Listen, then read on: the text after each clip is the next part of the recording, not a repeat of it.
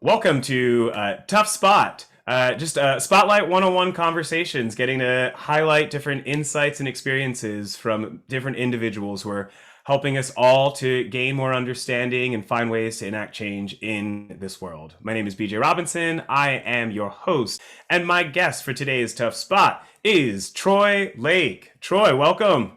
Thank you for having me. Thank you for being here. I appreciate it. Happy Tuesday morning to you. And as I say to my fellows, this month is Black History Month. Happy Black History Life to you. Right. All 50 years of it. And still going through all this Luckily, madness. luckily. My first just kind of thing is just checking in on, how are you doing at this stage of where we are in this world in 2021. It's a loaded question and it's always like oversimplified, so you can break it down however you'd like. How's it going? Um, it's going. Where it's going, I'm gonna be honest, I don't know. Based off of, the things that have happened in the last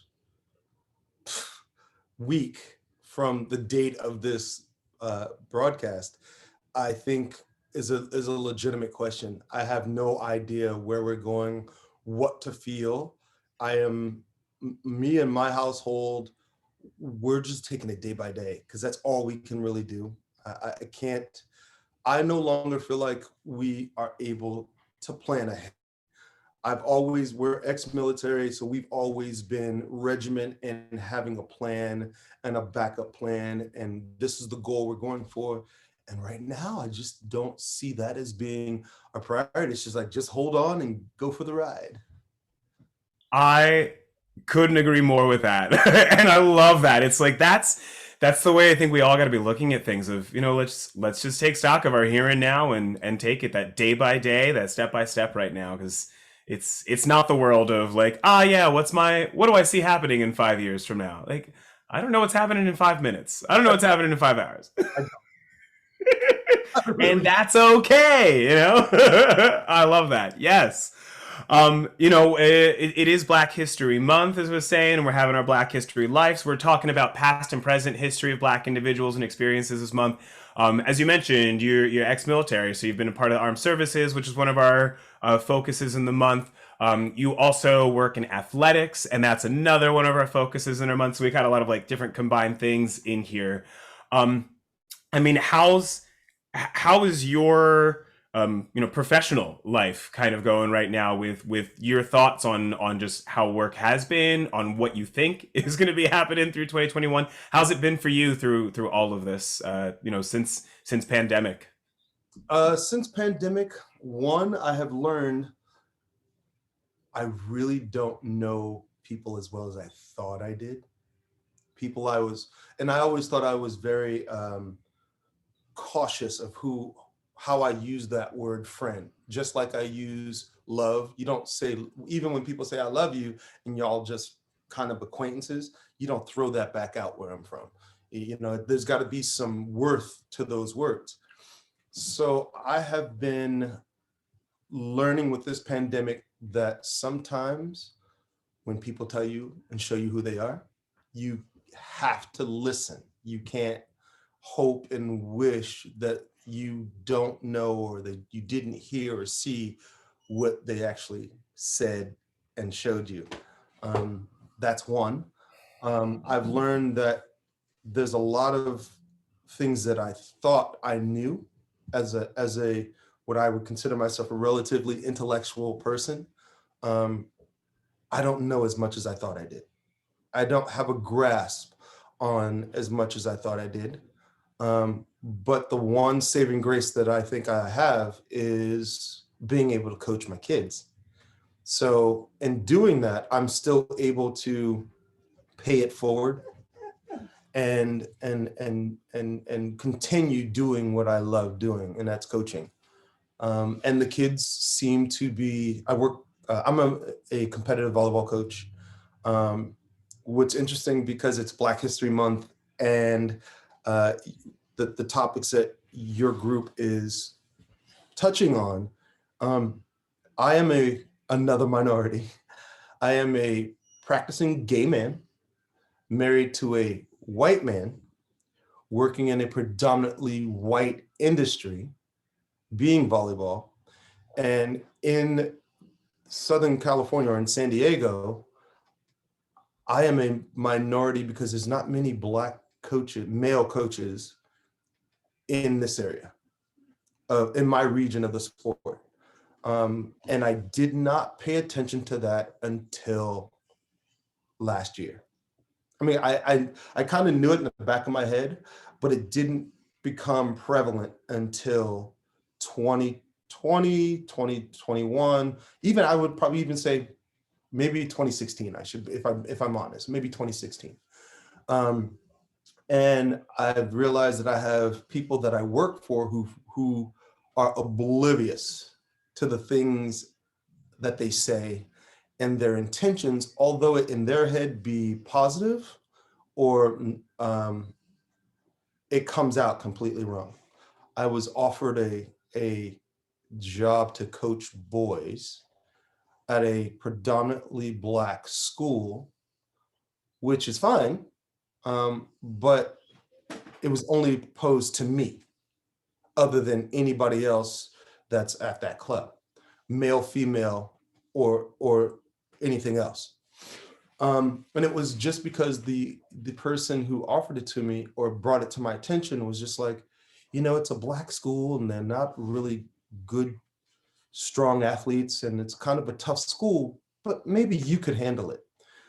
And my positive me was just like, oh, he had good intentions. I get what he was trying to say, but I can't make excuses for somebody not realizing that they only thought of me because I'm black, not because I'm a good coach. Just because they wouldn't offer it to a single young white female, I think that she could have done just as well as I can in any school if she's a good coach. So those sort of things have made me much more aware of what people say and what their true intentions are. And like I said, again, I don't think this person was trying to be malicious. I just think they were just trying to do what in their head was give me an opportunity. But that is what it is. I don't think I'll be taking that opportunity because I don't want to perpetuate that. I don't want to celebrate that, hey, you thought of me because I'm black and you think, well, this black guy can handle all those black kids that you think are tough and rough. But, it is what it is. And it's not a judgment on them on, you're a good person, you're a bad person. It's an evaluation and just an acknowledgement of, here's where you're at.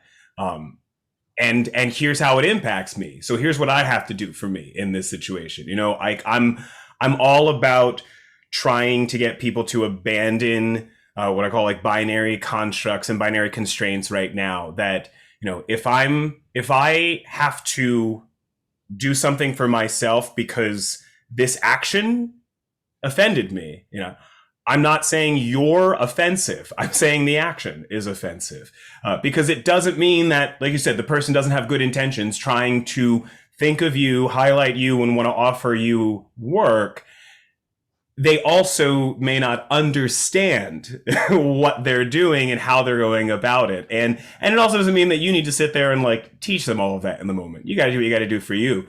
So like that, there's so many levels and layers to all of it. And it's so easy for someone to think that, if you're just like, no, I'm not going to take the job, then like, oh, you're the bad person for not being grateful for an opportunity. And it's like, well, no one's bad in here. No one called anyone bad. The bad is the misunderstanding. And it's like, let's work on figuring that out. Figure out how to evaluate who you're going to offer positions to and why. Right. The reason why I was so at odds with it was because our club also has boys teams. So I wasn't good enough to be offered a team where I'm already established. Right. I train personally a lot of these kids on their winning teams, but I'm not good enough to coach them as a coach in that. I don't even know if it's not that I'm not good enough. but I don't feel like based off of how you presented the opportunity to Right. me, that it couldn't be in-house. You had to send me out of house to represent. Exactly. Exactly. And that's again, it's the evaluation. You haven't offered this opportunity in house, but you'll only offer it for me out of house in this particular because of this commonality on Mhm. race. That it's like you've if you can't see me for more than that, again, not saying you were bad, but saying that is not okay. And that's where you gotta go work on that. So I appreciate you really sharing that. It is such a challenge in trying to get people to figure out how to see things they've not ever seen before, how to get people to just take a different approach or perspective. And then there's times when people do it, and then that in itself becomes that whole next level. There was with all the madness going on last month, I remember at least hearing one representative who was a Democratic representative, a white guy, in the House, talking about how during the insurrection day, he was trying to tell his colleagues, like, let's all just go hide over on the Republican side and blend in so that they can't figure out who we are. And he was talking to the squad, a bunch of women of color. And he realized as he was looking at them and saying it that, it dawned on him of, oh my gosh, they can't blend in. Like, it's just not even possible for them. And at first I was almost going to get annoyed of like, well, great, you finally had your revelation. Do you want a cookie? But he immediately followed it by first saying, I'm sorry. I'm sorry. I never realized. And it was like, okay, that you took that next step of accountability in realizing that, it's not your fault, but you've got to know that if you're not consciously and conscientiously on the side of we got to be all in on making something different happen here, then you're still allowing it to persist. And that's where it's like, yeah, sometimes you got to just say like, no, I can't be a part of this opportunity. Because if I'm like, well, let me make an excuse this time, nothing gets better. Right. That's such a I think that's just such a tough truth for people still, in that like you got to get past making the allowances. That's where we start Yeah. making that accountability, that change in there. Um, we, you're coaching and it's great, and like you said, you're still getting to do that, and I mean, I think especially as an educator in that sense, when you can continue that connection with people, especially during these times, it's like that feeds so much to the soul. you know um so how are you feeling as an educator with where we're at in everything going on with the virus, with the economy, with schools, with whatnot? Like, how's that for you? And you just, what, if you want to share with us your thoughts, your 2 cents on where we're going, how it should be moving forward. Let's see. As an educator, I feel like we should be back in school at this point. I think that if I've been able to do what I love doing, and that's working with youth since last year of April, March, or May, um, concurrently up to now, without the vaccine, practicing good hygiene, consistently wearing masks, the things that they say is necessary in order to get out of this. Um, I don't know why it's taking so long. I think we should be back in there because we're definitely not we don't do this for the money. And I don't think anybody in education, unless you're in a PhD sort of situation, really do this for the money. We do it because we love what we do and we love working with children. So I don't understand why it's such a, well, I do. I'm going to take that back. I understand why. I understand unions have to do what they need to do in order to remain relevant. Um, and I understand that, as teachers, we don't always get paid what we're supposed to get paid. So, and we still have to really fight for our worth as educators. And I don't think that is cool. Excuse me, my dog keeps coming in. All Um, good.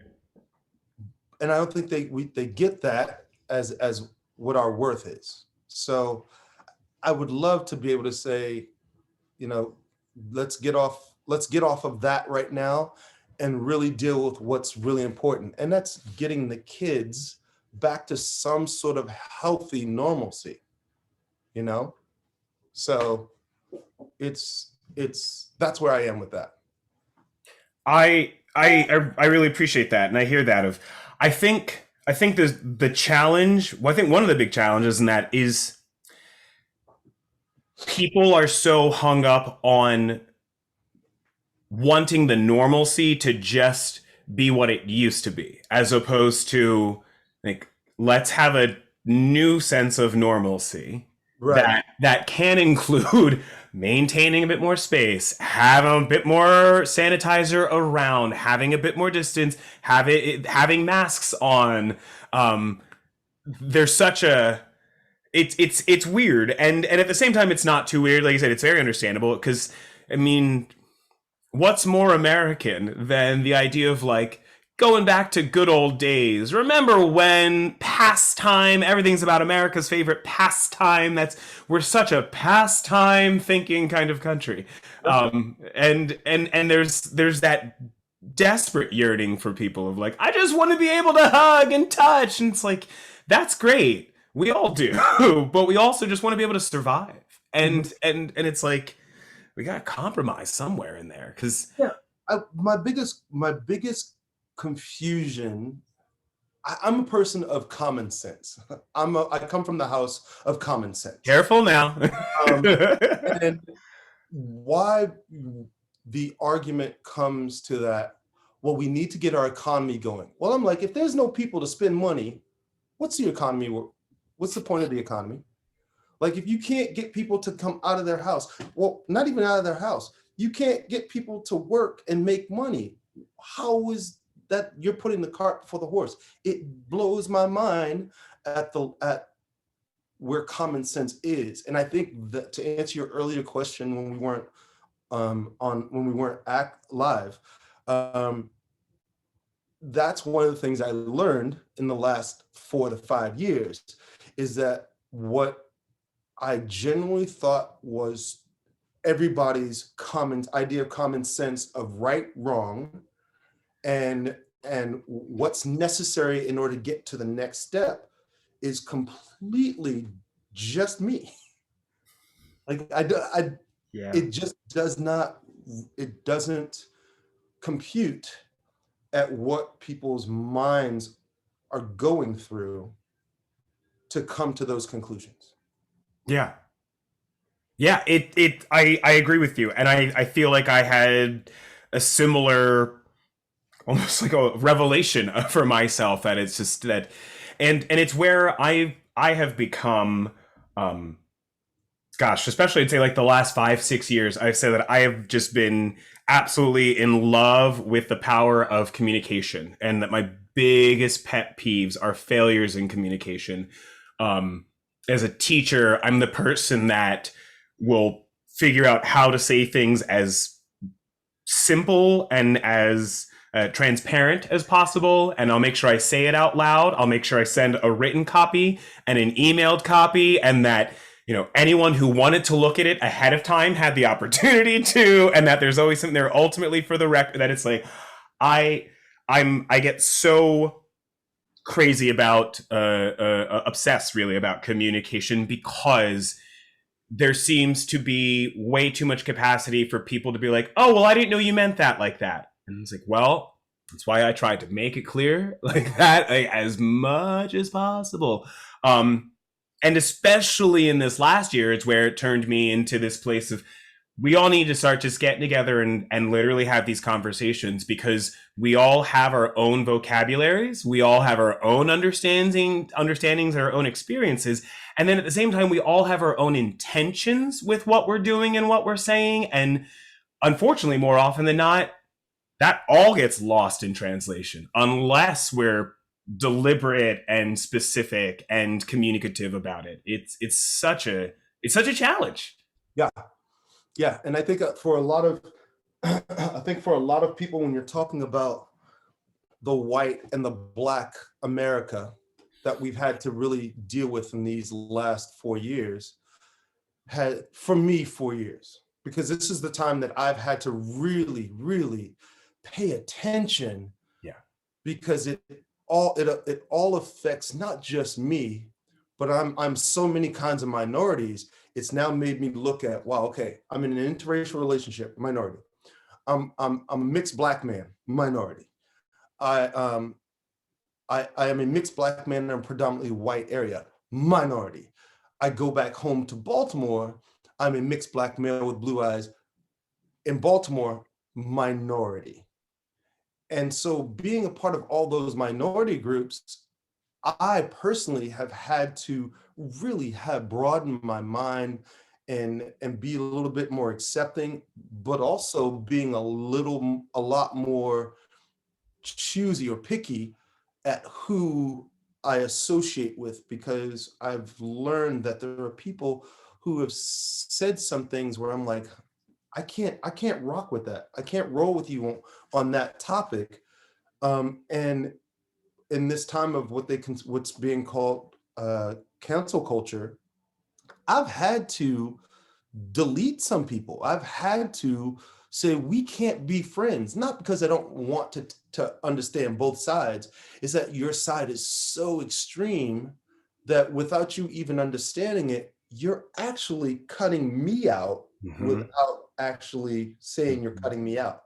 So I need to make sure that I've explained that before I say, okay, look, we can be associates, but I can't follow you in your social media. I don't agree with the things that you say about black people putting their black cards away when somebody gets shot, when a black man, unarmed black man gets shot.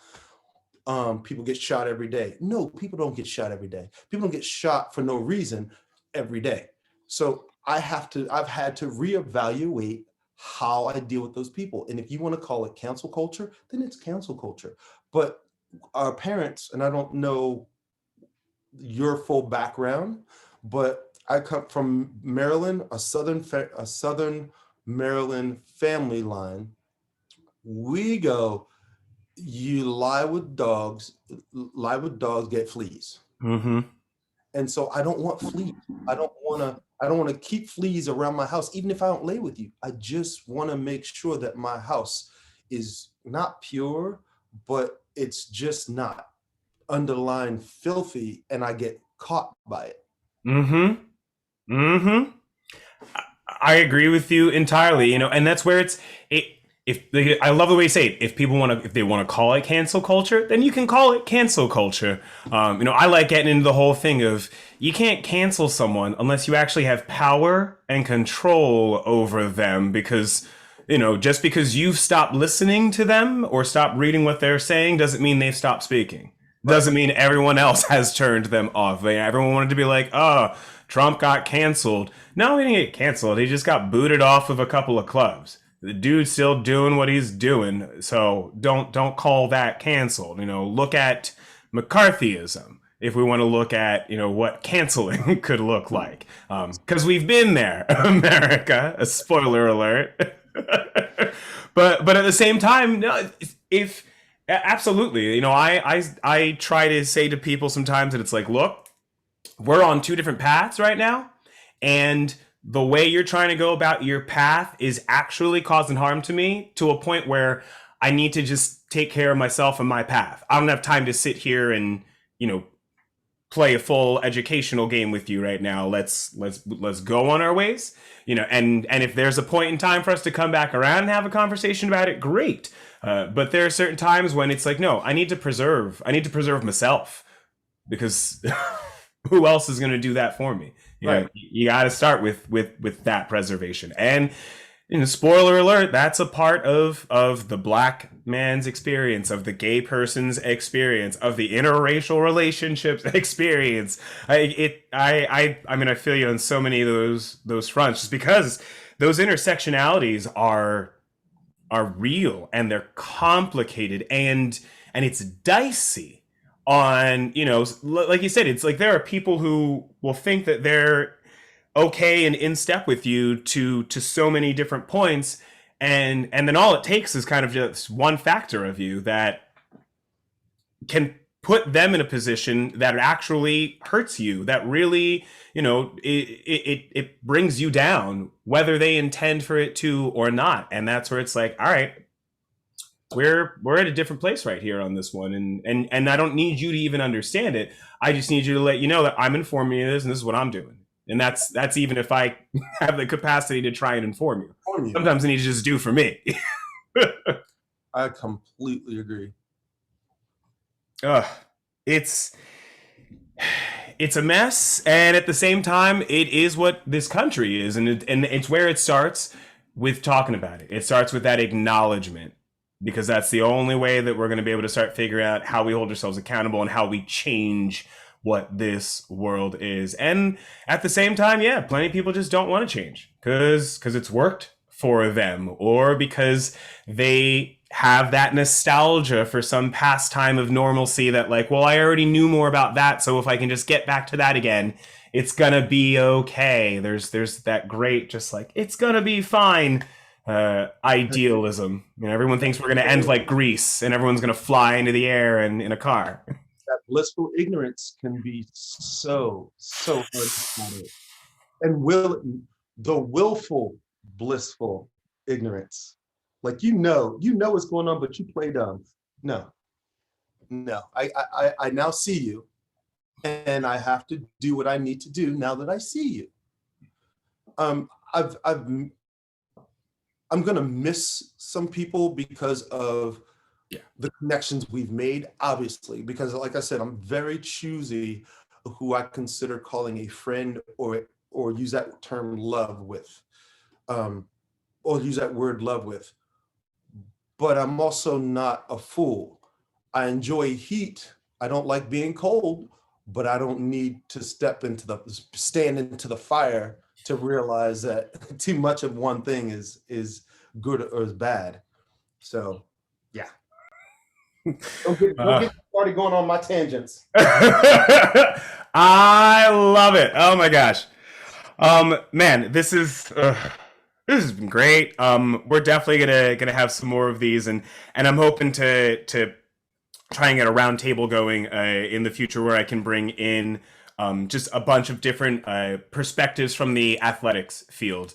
Because I've got a bunch of different like one-on-one chats I'm getting to do with coaches, with athletic directors, with physical therapists, and I'd love to be able to get like a full table going on one of these sessions with everyone in that. Cool. To just get even really more into like to the heavier side of athletics in it, and get to really like focus in on it. I mean, right now, again, it's just like there's so much going on that it's where it's always hard to even like dive into some of these different things. But let's go. I'm good. I'm an open book at this point. Oh, definitely. I nothing to lose, everything to gain, and there, come to find out, there's a lot more people that are willing to have someone like me say it in order to be able to start that conversation. Because I'm sorry, there's a lot of people of non-color that have questions. They just don't know how to pose it or to start that conversation without in some way inadvertently offending someone for asking the question. Like I completely am fine with people going, well, you're mixed. You are mixed, right? Well, there's not too many Black people with blue eyes, but it's a recessive gene. So I actually have to give a little bit of Black history and a little bit of biological history, so it's all, I'm an open book. Let's go. What you got? Yes, I love it.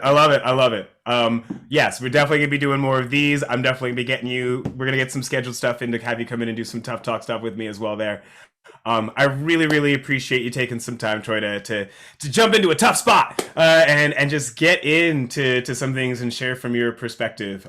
Really, thank you so much for this. This has been cool. I really appreciate you letting me come on and speak my relative truth. Absolutely, that's all we can do is offer our insights and our experiences. So this has been great, and there will be more to come. Thanks a lot.